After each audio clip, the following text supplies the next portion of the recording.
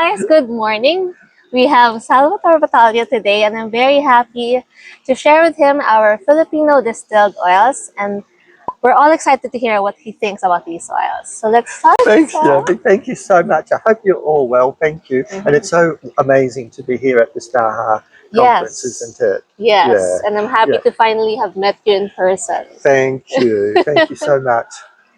Look, the first thing I want to start off with, I think it's really important and exciting that as aromatherapists, we become very familiar with those native plants that are indigenous to our country. So first of all, I'm very excited to be able to, for Jirbie sharing with me these incredible, beautiful oils from the Philippines, because I think there's a special magic when you use essential oils that are very geographically specific, that grow close to you. I think they take on far more relevance. Like for me, I love those Australian oils, the eucalyptuses, the myrtaceas, the lemon myrtles. So I'm so excited. Some of these oils I've never smelt before. So yeah, where would we begin? I'm sure a lot of these you've never heard before. Yeah.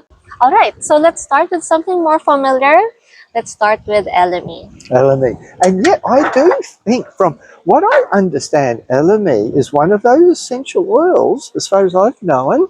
I don't use it in my aromatherapy practice, but I'm now doing a perfumery course, and I've fallen in love with the LME. And I think almost all the LME that produced is from the Philippines. Yes. Yeah. And you have two types of LME here for me.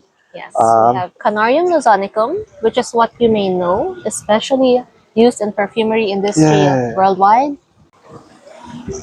I never like to make comparisons with other essential oils, like to suggest, for example, that LME is kind of got that peppery note, to suggest that it even comes close to something like black pepper. But it's the only thing that has a really interesting peppery note. This is gorgeous. This is divine. I can almost see myself creating a perfume with this beautiful LME. It's soft. It doesn't have that punchiness of LME, of the black pepper. Doesn't have that, like, people tend to call, something like LME spicy, isn't it? Because of the alpha-phelendrine in it. It is from the resin, isn't it? Yes, it is from the resin. So this one is Canarium ovatum. This has a far more punchy, peppery aroma. Correct. See, I prefer to use the term peppery rather than spicy in describing it. My favorite is this luzonicum.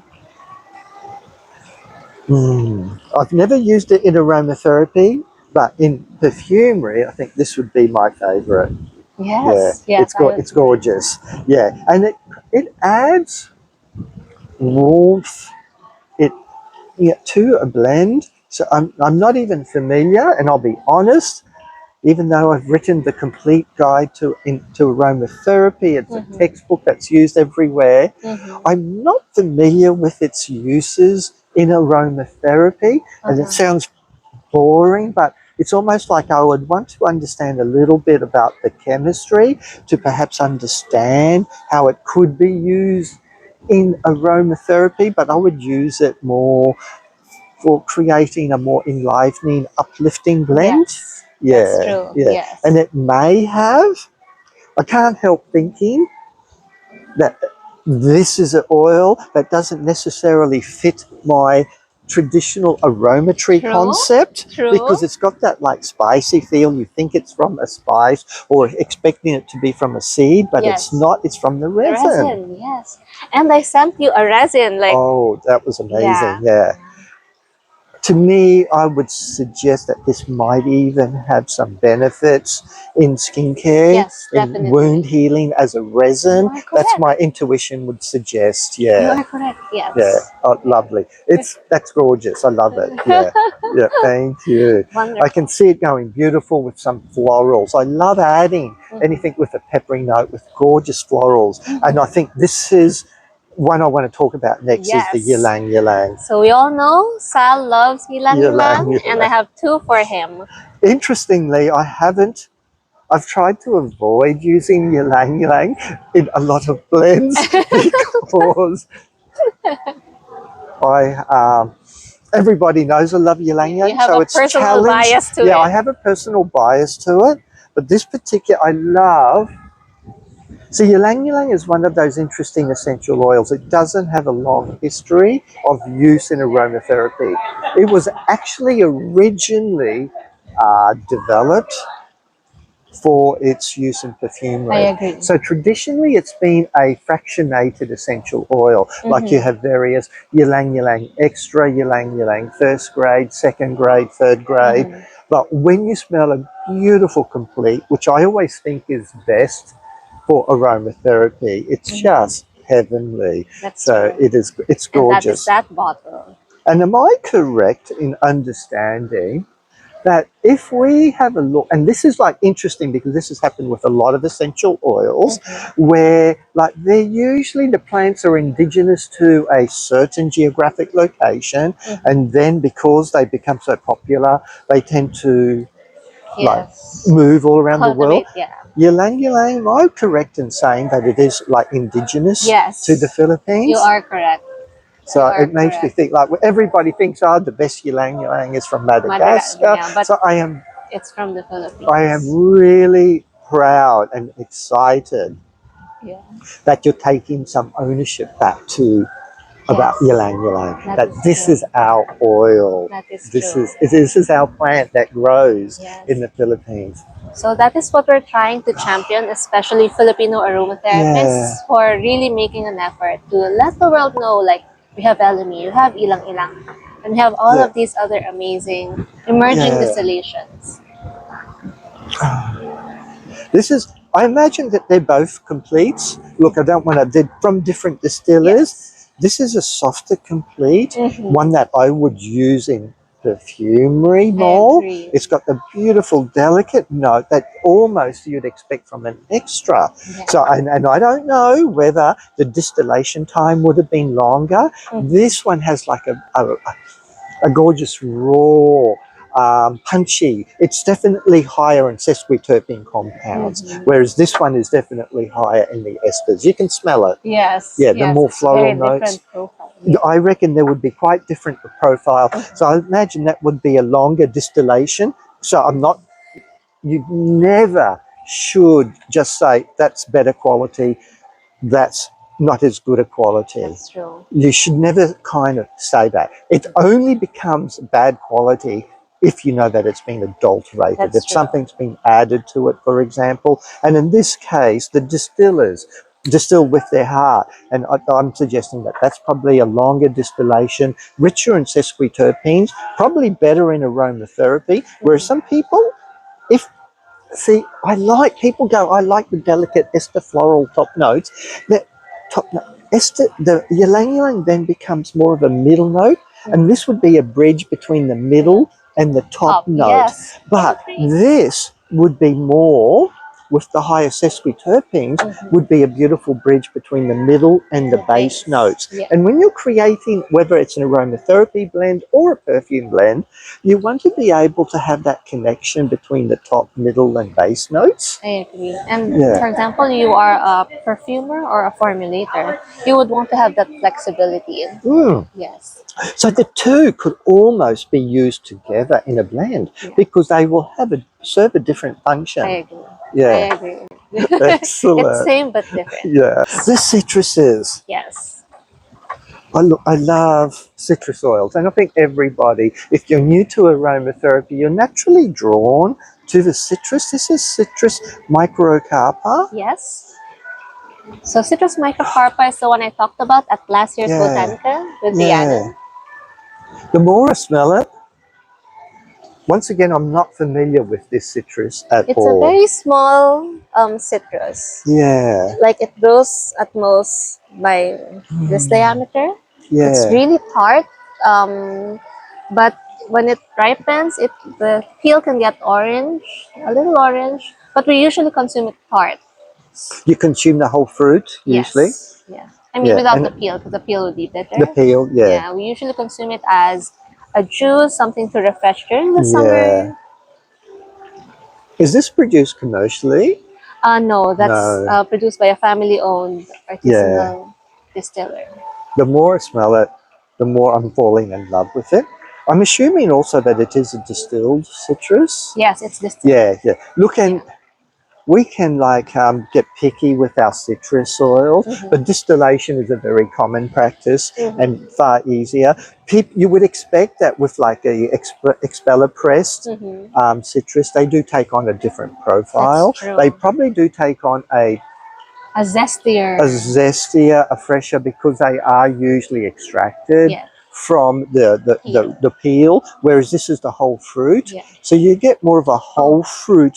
but this is just the Okay, peel. So steam that's distilled they from the steam peel. distilled just from the Yes. peel. That's nice. So that's got a nice. It's got a zesty aroma, but the cold pressed oils, and it's very difficult because only those big juice manufacturers have that ability to cold press. Mm-hmm. So I go to Japan a lot and see the yuzu, and a lot of the more smaller boutique distillers, Mm-hmm. extractors will use the distillation for the Mm-hmm. yuzu.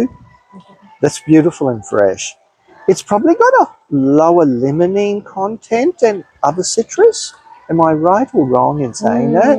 And Mm, not a very punchy aldehyde smell. I haven't compared it with other citruses, but so far it has limonene is still the highest Mm, chemical constituent for this. yeah, And then this company used to have two kinds of calamansi. One is distilled and one is cold pressed. Eventually, I think they dropped cold pressed because it's more expensive to produce it. interesting. Yeah. Yeah, you probably don't get the same yield from it. Yeah. Yeah, and you get more Yeah. wastage from it. Yeah, yeah. Yeah. And that's always the thing. Look, which brings me to another point with essential oils. It's about, I think we need to start taking that, we need to start to appreciate and value the entire, like the chain from the farmer through to the extraction process to the bottling of it.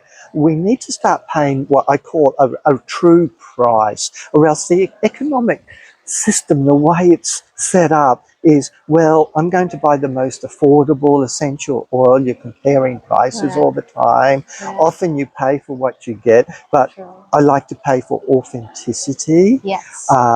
And this to me is gorgeous. And I know it, I can imagine this will be a lot more expensive than your traditional lemon oil or Yeah. your sweet Yeah. orange oil, Yes. which is actually such a mass produced essential oil Yeah. compared to something very boutique and very niche like this. True. Yeah, but this would be it's almost that beautiful cross between a lime and lemon. It's a little bit more Yeah. zesty as well. But this could easily go into a very soothing, comforting blend. I would add it with some, a delicate floral with geranium and lavender, Wow. or even with the woods to help people sleep at night, That's especially true. younger people. I That's think that true. could be a really nice oil. And what I like about this company is they really think about sustainability. So this company is Mm, actually the same with this and this. So, yep. he works with a local fruit juicer company, and Yes. he harnesses all the spent peels It's to distill them. it's not surprising. I Yeah, know, but for amazing. them to really think about all of that process, it's important, Yeah, especially for me as an yeah, aromatherapist, to get to know the process, yeah, what they actually do, how they actually do it, and it makes yeah. sense. It makes a lot of sense. Yeah. Excellent. What do we have here, So Jirbie? this one is another local summer fruit called dalandan. The thing about the Philippine distillations, you can't really pinpoint, like they say calamansi is the same as calamondin, the one that's grown in California, but Mm-hmm. Filipino botanists would say no, it's different. So same with dalandan. People would categorize this sometimes as Citrus aurantum, but then when you ask the botanist, they would say not really. Mm. So you can experience it and let me know if it's is it similar to green mandarin, because that's what they're trying to put in. Mm. It's an aroma profile that I'm not familiar with. Mm-hmm. Yeah, It's different. yeah, Though. quite different to very different to calamansi. Very different. This has a There, little sweetness. yeah. See, to me, this doesn't have the typical profile of a lot of the other citrus oils, which are quite zesty. Mm-hmm. I love it. That's my favorite. I love it, but it is quite different. Yeah, Yes. yeah. So once again, I'd be very interested to understand the chemistry profile of that. I think it's quite complex. I'm Mm-hmm. assuming, Mm-hmm. and quite interesting. I find this very soothing and comforting.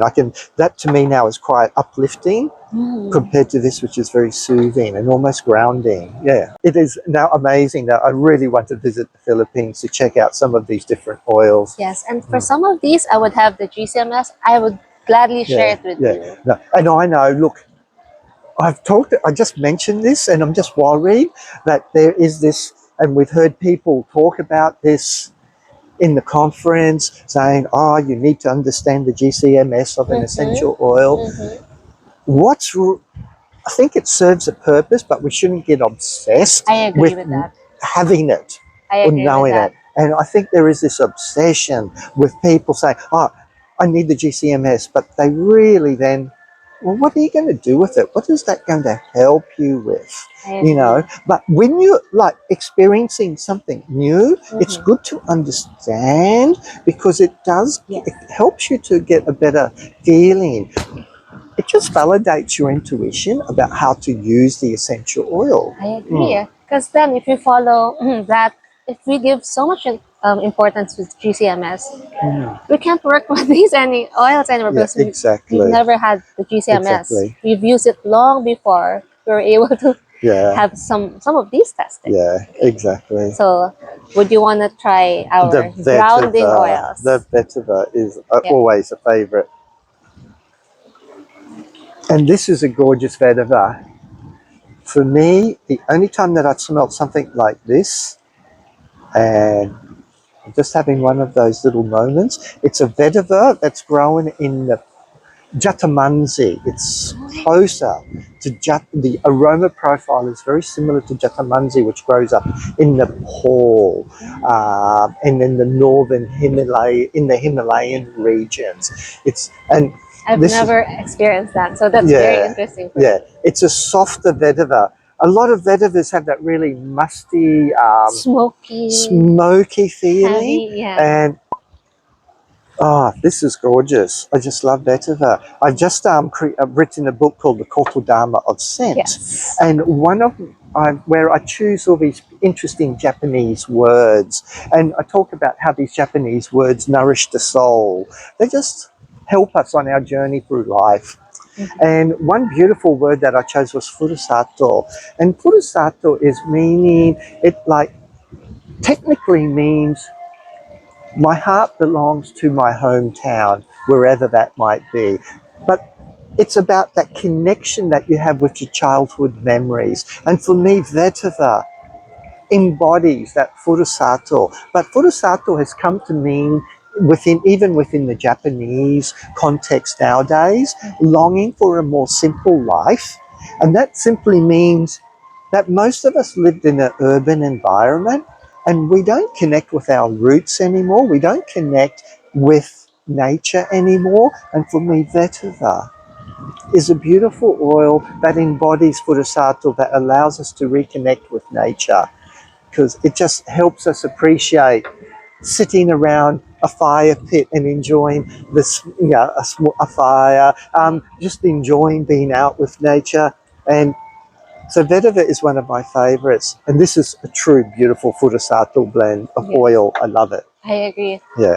Next, let's move on with Manila Copal or Almasiga. Alimasiga.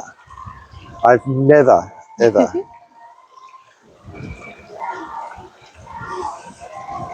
Is this from a leaf? Resin. Resin. Resin. So many resin Yes. oils. I suppose because a lot of I've not been to Manila and you're in the Philippines, so but it's fairly tropical, isn't it? Yes. So it's not surprising that a lot of um, the traditional flora in the Philippines, the trees are going to produce incredible resins Yeah. because they need that to be able to survive That's these true. tropical conditions. And I think the resins are sometimes the most complex pharmacological compounds from the plant, which are very good in healing.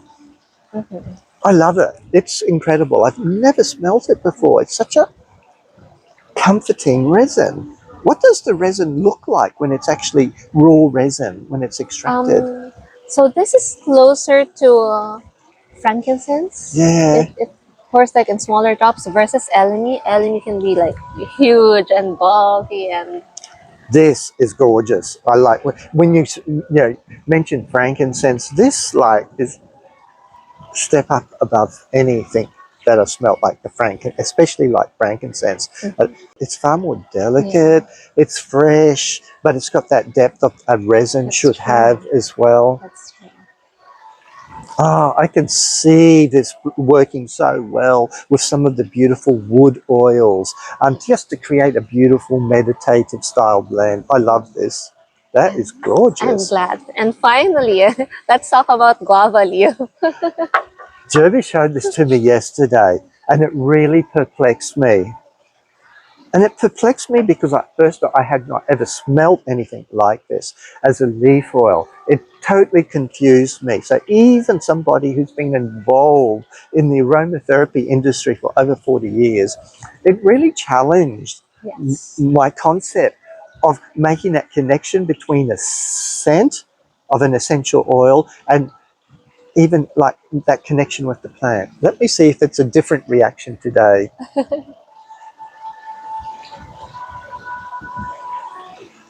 Interesting. I still find it quite amazing.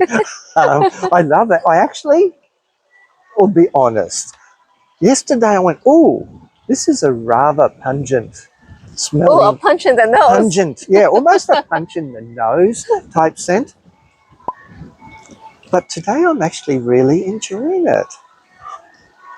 Yeah, I find it quite interesting. To me, it's almost got the profiles and the properties of like tarragon and basil and stuff. It's got that like a bit of, Medicinal. yeah, it's a medicinal scent, Yeah. of course. Yeah.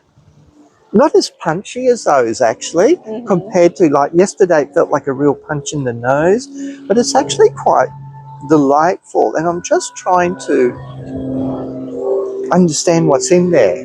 And Mm-hmm. once again, especially with the leaf oils, once again, the leaf oils, when we look at their biological function for, plant protection, so they're going to contain some of the, constituents which are going to probably act as insect repellents to Mm-hmm. prevent insects from eating the leaf. Mm-hmm.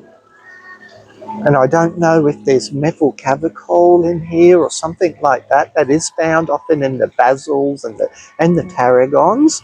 But I'm actually enjoying it. It's got almost a bit of a spiciness to it, like it's got that warmth to it. This could, not knowing the chemistry, I'd tend to want to put this with lemon. I'd put this with rosemary, perhaps. I see it in that genre. How do Mm-hmm. you use this oil, Jirbie? I rarely use this oil because I feel it's so complex. Yes. It's so I'd rather use it alone and appreciate it alone. So Okay. I haven't really used it in a blend. But guava leaf, in herbalism, in the Filipino traditional medicine, we use the decoction to aid wound, Okay. especially for those newly circumcised teen boys. Yes. They use boiled guava leaf. Wow. Okay. So that's So some really traditional uses. yeah, Yeah. so In herbal. Yeah.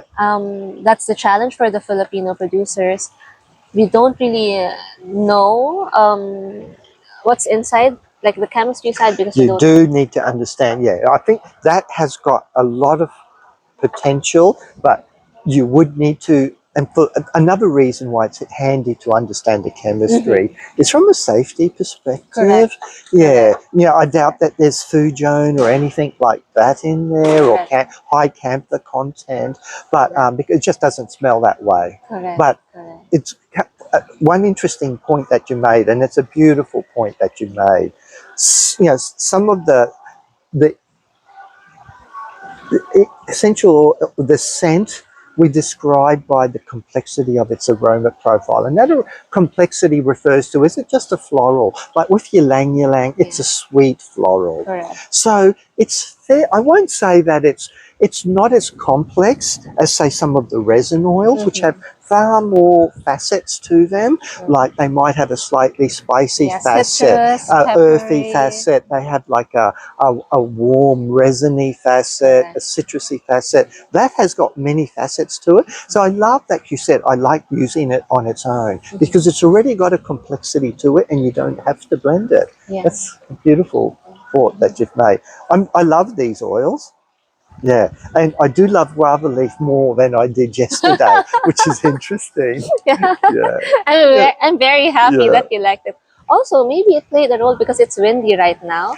yeah. And Look, we're yesterday, outside. There was and which brings you to another point. When you are experiencing essential oils, it's probably best to be in an environment where the air is fresh, so you're not overwhelmed by the scent of other, aromas within a small enclosed space. correct. Yeah, Yeah, because yeah. yesterday we were like Inside, there and we indoor. are outside, and I Yeah, think you get a better appreciation. Yeah, that's not true. that you have to be outside, but be in a room which is very well ventilated. Yes. Yeah, Yeah, yeah, I that's think that's true. important. Thank you so much for sharing these oils Thank you with so us. much for appreciating Yeah, it with us. thank you. Thank you so Bye. much, and please take care. Thank you.